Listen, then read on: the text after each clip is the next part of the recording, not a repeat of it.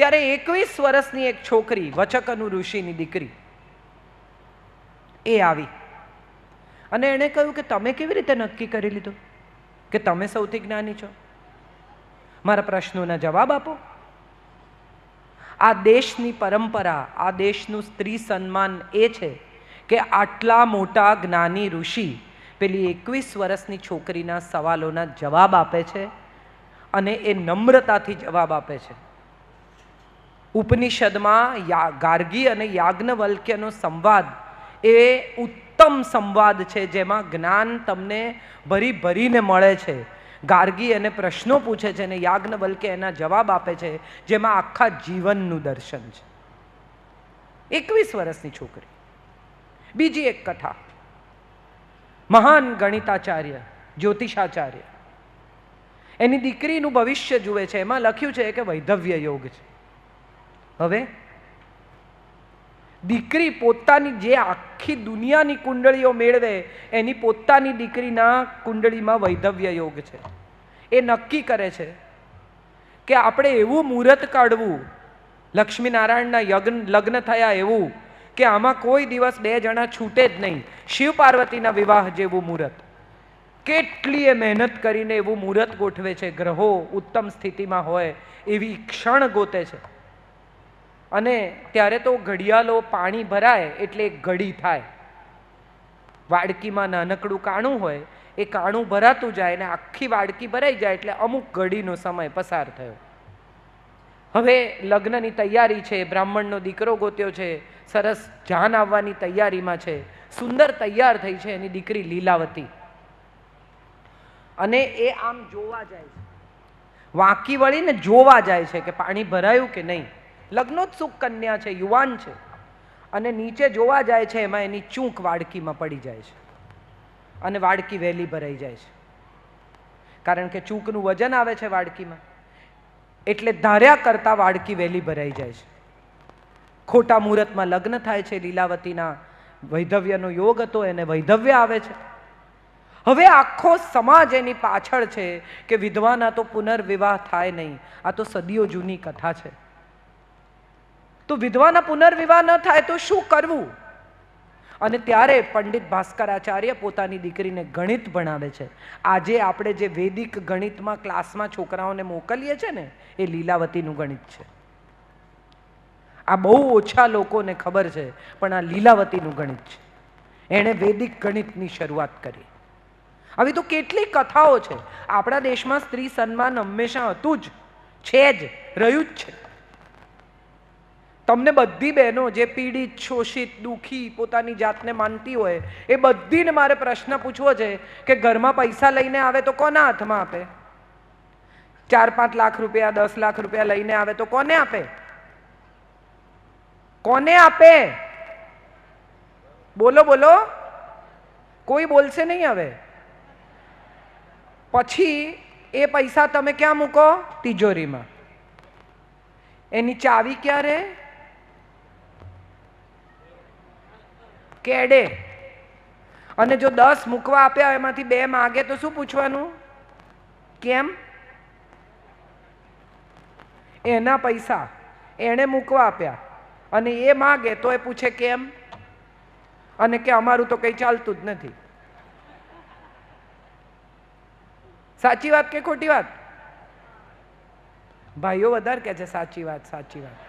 બહેનો બોલતી નથી. તમે જુઓ, બીજી તમને સાદો તમારી નજર સામે દાખલો આપું. આ બહેનો જેટલી બેઠી છે એમાં કેટલા કલર છે, કેટલા રંગો. એક શેડ, એક કલર ખૂટતો નથી. અને અહીંયા જુઓ, ભૂરા, સફેદ, કથ્થઈ, હદમાં હદ કાળા, 1-2 જણાએ ગ્રીન પહેર્યો છે, પૂરો થઈ ગયો. સ્ત્રીના જીવનમાં આટલા રંગો છે. આ બધા રંગોને જીવતા આવડે ને તો જીવન અદ્ભુત છે. જીવતા ન આવડે ને તો તમે રંગોળી કોઈ દાડો ઉપાડી છે? રંગોળી ઉપાડો ને કેવો રાખોડી થઈ જાય, બધા રંગ ભેગા થઈને નકામો, પછી એ ફેંકી દેવાનો. આ બધા રંગોને જો છૂટા પાડીને જીવી શકો ને તો જિંદગી અદ્ભુત છે. અને બધા ભેગા કરી નાખો તો રાખોડી, પછી એમાં તમારી કોઈ મદદ ન કરી શકે, બધું ગડમડ કરી નાખે, ઝઘડા ઝઘડી કરીને બધું એવું ગૂંચવે અને પછી કે હવે મારું કોઈ સાંભળતું નથી. સત્ય એ છે કે લગ્ન જીવન હોય, સંબંધ હોય, બાળ ઉછેર હોય, પ્રેમ હોય, કંઈ પણ હોય, બે જણાના કોન્ટ્રીબ્યુશન વગર થતું નથી. એકલો માણસ ઝઘડી શકે? હા કે ના? એકલો માણસ હસી શકે? તરત ડોક્ટર બોલાવે બહુ હશે તો કે આ એકલો એકલો હશે છે, ડોક્ટર બોલાવો, ઠેકાણું નથી આનું. પણ એકલો રડી શકે? દુઃખી થવું હોય તો એકલા ચાલે, પણ સુખી થવું હોય તો ઓછામાં ઓછા બે જોઈએ. આ વાત ગાંઠે બાંધી લઈએ કે જો સુખી થવું હશે તો ઓછામાં ઓછા બે જોઈશે. આ નવા જમાનાની છોકરીઓ કહે છે અમારે તો કોઈનું કામ નથી, હું તો કમાઉં છું, એકલી રહીશ. બહુ સરસ, હમણાં રહીશ. પછી કોઈ દિવસ કાકા કાકીને રસ્તો ક્રોસ કરતા જોયા છે? 70-75ના કાકા હોય, 70ના બેન હોય, બે જણા એકબીજાનો હાથ પકડીને રસ્તો ક્રોસ કરતા હોય ને ત્યારે સમજાય કે દાંપત્ય જીવનની સફળતા શું છે. એમને કોઈ દિવસ ઝઘડા નહીં થયા હોય, એમને કોઈ દિવસ મન દુઃખ નહીં થયું હોય. મારા દાદાજી ને દાદી કે તમારા દાદાજી ને દાદીને કોઈ દિવસ એકબીજા સામે વાંધો જ નહીં પડ્યો હોય. આપણી પાસે તો ગીત છે કે લવિંગ કેરી લાકડીએ રામે સીતાને માર્યા જો, ફૂલ કેરે દડુલીએ સીતાએ વેર વાળ્યા જો.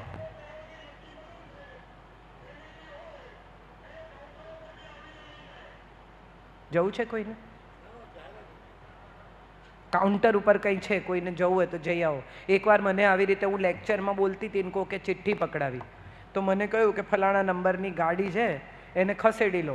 એક વાર, બે વાર, 3 વાર મેં વાંચ્યું, ફલાણા નંબરની ગાડી છે એને ખસેડી લો, ફલાણા નંબરની ગાડી છે એને ખસેડી લો. પછી મને સમજાયું કે મારો જ ગાડીનો નંબર છે. એટલે કોઈ વાર એવું થઈ જાય કે આપણને ખબર જ ન હોય. મારી જ ગાડીનો નંબર હું 3 વાર અનાઉન્સ કર્યો મેં કે કોકની ગાડી પડી છે ખસેડી લો, કોકની ગાડી પડી છે ખસેડી લો. જિંદગી આવી છે, આપણને પોતાને જ નથી ખબર કે આપણે કોને કોને ક્યાં ક્યાં નડીએ છીએ અને આપણે જ જાહેરાત કરીએ છીએ. આ જ મજા છે.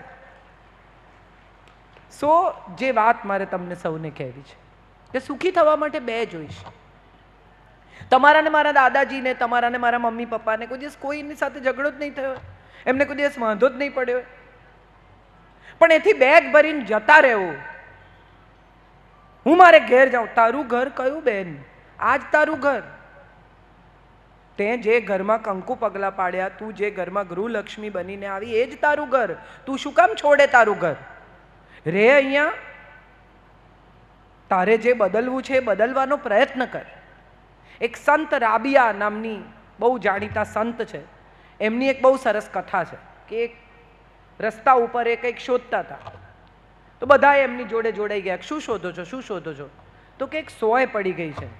થોડી વાર શોધીને બધાએ કહ્યું કે અહીંયા તો કેવી રીતે આ ધૂળમાં સોય મળે?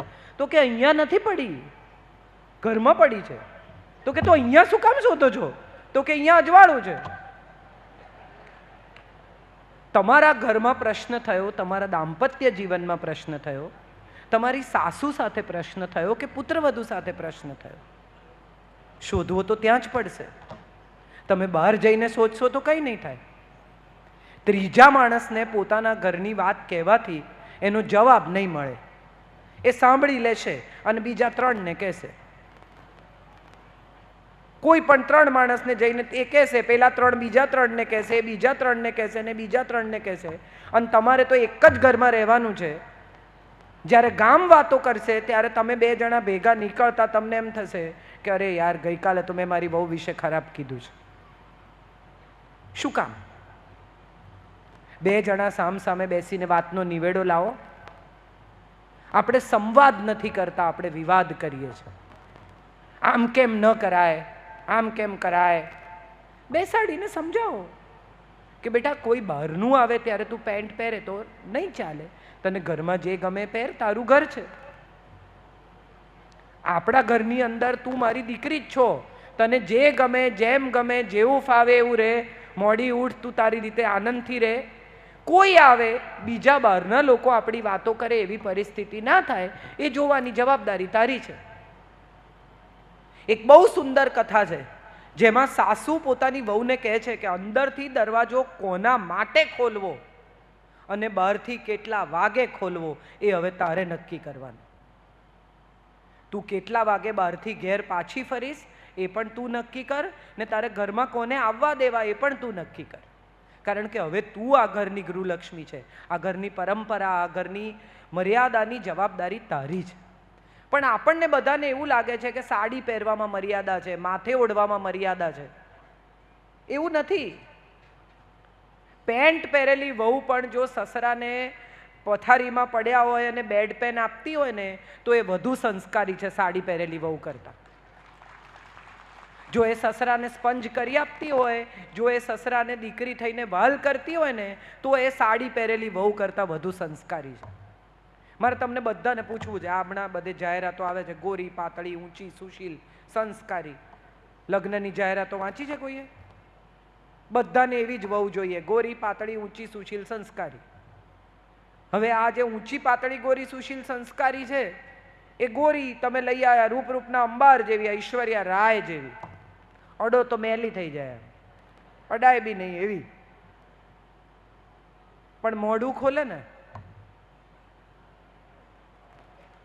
સુરતી કાઢે. સમજાયું ને બધાને? રહીશ મણિયાર કહે છે કે છું સુરતી એટલે આ આળ લાગે છે, છું સુરતી એટલે આ આળ લાગે છે. કોઈને ખબર પૂછું છું ને તોય ગાળ લાગે છે. એટલે આ સુરતી બધા સમજી ગયા છે. હવે બીજી એક પુત્ર વધુ છે જે ગોરી નથી, થોડી શ્યામ વર્ણી છે, કદાચ પાતળી નથી, થોડી ભારે શરીરે છે, એવી રૂપરૂપનો અંબાર નથી, પણ તમારે ઘેર બપોરે કુરિયર વાળો આવ્યો હોય ને તો છાશ પીધા વગર ન જાય એવી છે. તમારે ઘેર 15 માણસ જમવાના છે એમ કોણ તો મોઢું ચડાવે વગર 20 મિનિટમાં જમાડ દે, ગરમ ગરમ પૂરી ઉતાર દે કે ગરમ ગરમ રોટલા ઘડી દે. હવે આ બેમાંથી કઈ ગમશે? કેમ કાળી? હમણાં તો બધા કહેતા હતા ને ગોરી, ઊંચી, પાતળી, રૂપાળી. મારે તો એવી વહુ જોઈએ જે આંગણું ભરી દે. એ આંગણું ભરી દે ને ત્યારે ખબર પડે કે આંગણામાંથી કાઢતા કેટલી વાર લાગે છે. આપણે બધા બહારના દેખાવથી મોહિત થયેલા લોકો છીએ.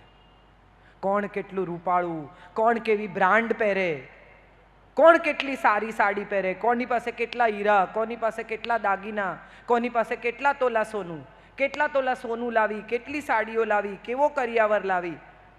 એને બદલે કેવા સંસ્કાર લાવીને એકવાર ચેક કરજો. એની પેટી નહીં ખોલતા, એનું મન ખોલજો. એવું સમજવાનો પ્રયત્ન કરજો કે એના માતા પિતા એને શું શીખવીને મોકલી છે. એ તમારા ઘરની મર્યાદા, પરંપરા સંભાળી શકશે? અને નહીં સંભાળી શકે એવું લાગે તો માં થઈ ને એને ટ્રેન કરજો. મારે મારા જ ઘરની એક વાત કહેવી છે, મેં બહુ વાર કહી છે છતાં ફરી એકવાર તમને કહેવી છે કે મારા વડ સાસુ છે ને એમનો સ્વભાવ બહુ તેજ. એ બોલે તો તમને ગભરામણ કરી નાખે. ને મારા સાસુ એકદમ શાંત. મારા વડ સાસુ બૂમો પાડે બિંદો બિંદો, અને મને એમ થાય કે મમ્મી તમે જવાબ કેમ નથી આપતા. મારા સાસુને એક દિવસ મેં કહ્યું, મેં કીધું કહી દો ને તમે. અને ત્યારે મમ્મીએ કીધું કે મેં તો છે ને ફોન મૂકી દીધો છે, એકલા જ બોલે છે. આ મારું પહેલું શિક્ષણ. આપણને ન ગમે તો ફોન મૂકી દેવો, ભલે એકલા બોલતા, આપણું શું જાય. આ નવી બધી દીકરીઓને મારે શીખવવું છે. જવાબ નહીં આપો ને તો સામેનો માણસ લડી નહીં શકે, પણ જો જવાબ આપશો ને તો એને બહુ મજા આવશે ઝઘડો કરવાની. હવે તમારે એને ઝઘડો કરવાની મજા કરાવવી છે કે નથી કરાવવી? નથી કરાવી તો જવાબ આપવાનો છોડી દો. અને આ બહુ જ નહીં, આ સાસુને એટલું જ લાગુ પડે છે. તમને એમ લાગે કે આ વાતમાં બહુ દમ નથી, એનું મગજ ગયું છે, તો 10 મિનિટ ચૂપ રહેવું. હું સાસુ છું, હું કેમ ચૂપ રહું? કાંઈ, ઘરની શાંતિ સૌથી અગત્યની છે. અને ઘરની શાંતિમાં જેનાથી જેટલું કોન્ટ્રીબ્યુટ થાય એટલું એણે કોન્ટ્રીબ્યુટ કરવા. એક બીજી વાત મારે બધી અહીંયા સ્ત્રીઓ છે, મમ્મી છે, એટલે હું લાલચ રોકી નથી શકતી. મારે બધી સ્ત્રીઓને, બધી મમ્મીઓને કહેવું છે કે તમારી દીકરીમાં વિશ્વાસ રાખજો. જમાનો ગમે એટલો ખરાબ હોય, તમારી દીકરીના સંસ્કાર, તમારા ઉછેર અને તમારું એની સાથેનું કોમ્યુનિકેશન, સંવાદ જેટલો સારો હશે ને, એટલી તમારી દીકરી સારી અને તમારી સાથે જોડાયેલી રહેશે. છોકરાઓ બહુ ભાગી જાય છે. હમણાં જ એક બહેને મને કહ્યું કે છોકરાઓ ભાગી જાય છે, બીજી જ્ઞાતમાં લગ્ન કરી લે છે. કેમ થાય છે આવું? કારણ કે ઘરમાં માતા પિતા વાત કરવાની તક નથી આપતા. તમારા સંતાન સાથે રોજ દિવસનો 1 કલાક વિતાવો. પપ્પાએ કડક હોવું જોઈએ ને, એ જમાનો ગયો. હવે તો પપ્પાએ દોસ્ત બનવું પડશે, પપ્પાએ વાત કરવી પડશે, પપ્પાએ દીકરીને વહાલ કરવું પડશે. 12-14 વર્ષની થાય ને એટલે મમ્મી કે બસ હવે પપ્પાને બહુ ચોંટચોટ નહીં કરવાનું. શેને માટે નહીં કરવાનું? એની જિંદગીનો પહેલો બોયફ્રેન્ડ જ એનો બાપ છે. જે દિવસે એની જિંદગીમાં પિતાનું સ્થાન અકબંધ હશે ને, એ દિવસે બહાર પુરુષ ગોતવા નહીં જાય. એની કંપની એના પપ્પા, એનો મિત્ર એના પપ્પા, એને વહાલ એના પપ્પા કરે તો એને બહાર કોઈને શું કામ ગોતવાના? આપણી દીકરીઓ બહાર મિત્રો ગોતે છે કારણ કે આપણી દીકરીને આપણે ઘરમાં મિત્ર આપી શકતા નથી. આ બહુ જરૂરી છે. ઘરમાં મિત્ર આપો, એને સાંભળો. અને મમ્મી બધી એવું કે તું મને સાચું કહીશ ને તો હું તને કંઈ નહીં કરું, આવું વચન આપે. પણ જો છોકરી એમ કે મારી ક્લાસમાં એક છોકરીને બોયફ્રેન્ડ છે, કે મારી ક્લાસમાં એક છોકરો સિગરેટ પીએ છે, તો સૌથી પહેલું રિએક્શન આપણું શું હોય? તારે નથી ને? અહીંથી સંવાદ તૂટી ગયો. એ ગભરાઈ ગઈ. હવે તમારી સાથે વાત નહીં કરે. સિગરેટ પીએ, મેં તો કોઈ દી પાન મસાલા ખાધા નથી અને તું આ કરસ. બેટા, સિગરેટ ભલે તે આજે ચાખી પીધી, પણ ચાલ હવે તને કેન્સર હોસ્પિટલ જોવા લઈ જાઉં. એને કેન્સર હોસ્પિટલ અહીંથી અમદાવાદનો ધક્કો ખાજો, એને સિવિલમાં કેન્સરના પેશન્ટ બતાવજો. એ જિંદગીમાં કોઈ દિવસ સિગરેટને હાથ નહીં લગાડે. આમ કાપી નાખેલા જડબા જોશે ને એ ભયાનક, તો જિંદગીમાં કોઈ દિવસ નહીં અડે સિગરેટ. આપણે કરીએ છીએ શું? માર. મારે બધી મમ્મીઓને કહેવું છે કે જે મમ્મી મારે છે ને, એના જેટલી ક્રૂર અને એના જેટલી ના સમજ બીજી કોઈ મમ્મી છે જ નહીં. મારવાથી જો લોકો સુધરી જતા હોત ને તો આટલી જેલો ભરાયેલી જ ના હોત. અત્યારે આ ગુજરાતની, ભારતની જેલમાં પૂરી શકાય એથી વધુ કેદીઓ છે. જો મારવાથી જ માણસો સુધરી જતા હોત તો જેલમાં ખાલી હોત જેલો. મારવાથી બાળક સુધરે છે એવું માનતી બધી મમ્મીઓએ પોતાની માન્યતા બદલવાની જરૂર છે. મારે તમને સૌને કહેવું છે કે અહીં આટલા બધા ભેગા થયા છો, લક્ષ્મીનારાયણના સમારંભ પ્રસંગે ભેગા થયા છો. તમે લક્ષ્મીનારાયણના દાંપત્યનો વિચાર કરો, તમે શિવ પાર્વતીના દાંપત્યનો વિચાર કરો. પાર્વતી કાલી સ્વરૂપ ધરે છે, વાળ છૂટા છે, હાથમાં ખપ્પર છે કે આજે તો જગતનો વિધ્વંસ કરી નાખો. નીકળી છે ગુસ્સામાં અને બ્રહ્મા જાય છે શિવ પાસે ને એને કહે છે કે આને રોકો, આ તો બધાને મારી નાખશે, આ જગતનો વિનાશ કરશે. અને ત્યારે શિવ જઈને શું કરે છે? કાલીના પગ નીચે સૂઈ જાય છે. કોઈ ઈગો નથી દેવોના દેવને, કોઈ અહંકાર વગર જગતના કલ્યાણ અર્થે કાલીનો ક્રોધ રોકવા પોતાની પત્નીના પગ નીચે સૂઈ જાય ને, એ જગતનું કલ્યાણ કરી શકે. આપણે બધી વાતો કરીએ કે મારે આમ બદલવું છે ને મારે તેમ બદલવું છે, પણ ઘર ન બદલી શકો તો કંઈ નહીં બદલી શકો. પરિવાર નહીં બદલી શકો તો કંઈ નહીં બદલી શકો. શરૂઆત આપણે ત્યાંથી જ કરવી પડશે. આ મારી પહેલી અને છેલ્લી વાત છે. મારી દીકરીને હું ભણાવું. કેટલા બધા માતા પિતા એવા છે કે જે લોકો એમ કહે છે કે અમારી જ્ઞાતમાં એવા મૂર્તિયા ના મળે ને એટલે અમે બહુ ના ભણાવીએ. એટલે તમારે MBBS જોડે MBBSના લગ્ન કરાવવા છે, એન્જિનિયર જોડે એન્જિનિયરના લગ્ન કરાવવા છે, કે તમારી દીકરી જોડે એક સારા છોકરાના લગ્ન કરાવવા છે? એ તમે નક્કી કરી લો. એક સારો છોકરો જે તમારી દીકરીને સાચવે, તમારા ઘરમાં જમાઈ નહીં દીકરો થઈને રહે, એની ડિગ્રી શું છે એનાથી શું ફરક પડે? લતા મંગેશકર કેટલું ભણેલા છે ખબર છે કોઈને? સચિન તેંડુલકર,